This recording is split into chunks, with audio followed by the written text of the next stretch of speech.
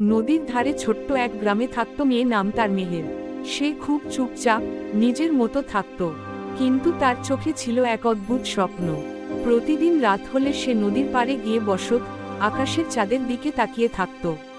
একদিন পূর্ণিমার রাতে হঠাৎ নদীর পানিতে অদ্ভুত আলো জ্বলে উঠল। মেহের অবাক হয়ে দেখল পানির ভেতরে একটা জাদুকরী দরজা। প্লাস প্লাস, সে সাহস করে ভেতরে ঢুকে পড়ল। দরজার ওপারে ছিল এক অন্য জগৎ।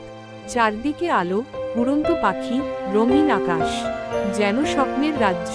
সেখানে তার দেখা হলো এক ছেলের সাথে। আরিফ বলল, এই জগৎ শুধু সেই মানুষদের জন্য যারা সত্যিকারের স্বপ্ন দেখতে পারে।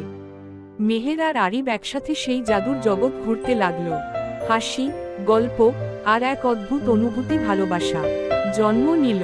কিন্তু একটা সমস্যা ছিল, এই জগতে কেউ বেশিক্ষণ থাকতে পারে না। ভোর হওয়ার আগে মেহেরকে চলে যেতে হবে, না হলে সে এই জগতেই হারিয়ে যাবে চিরতরে। শেষ রাতে চাঁদের আলোয় দাঁড়িয়ে আরিফ বলল, তুমি যদি চলে যাও, আমি তোমাকে আর কখনো দেখব না। মেহের চুপ করে রইল, তারপর বলল, ভালোবাসা থাকলে আমরা আবার দেখা পাব। ভোরের আলো ফুটতেই সব মিলিয়ে গেল। মেহের আবার তার পুরনো জীবনে ফিরে এলো। কিন্তু প্রতিটি পূর্ণিমায় নদীর পানিতে সেই আলো আবার জ্বলে ওঠে। আর মেহের হাসে, কারণ সে জানে তার ভালোবাসা হারিয়ে যায়নি।